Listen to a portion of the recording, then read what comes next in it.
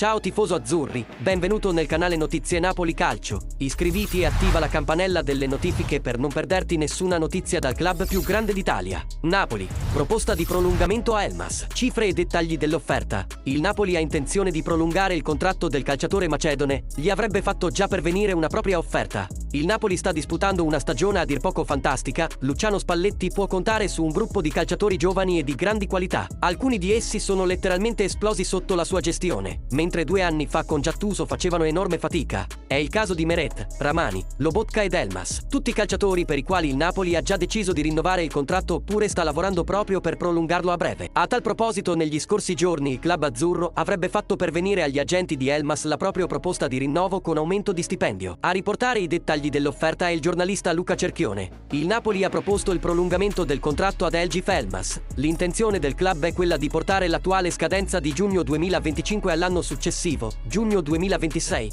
con un leggero adeguamento dell'ingaggio a 1,7 milioni di parte fissa a stagione. Elmas qualche settimana fa a Kiss Kiss Napoli ha così dichiarato: "E una stagione bellissima, facciamo tutti bene come squadra, sono contento per i gol ma ci sono ancora tante partite e posso arrivare anche alla doppia cifra. Con Spalletti già dai primi giorni è stato un piacere, io lo seguivo da piccolo alla Roma, è un grande allenatore, di qualità, sta facendo belle cose, senza di lui non avremmo fatto questa stagione. Tifoso azzurro, vorresti rinnovare Elif Elmas? Lascia il tuo commento e iscriviti al canale, presto ti aggiornerò con le novità dal Napoli, forza Napoli sempre!"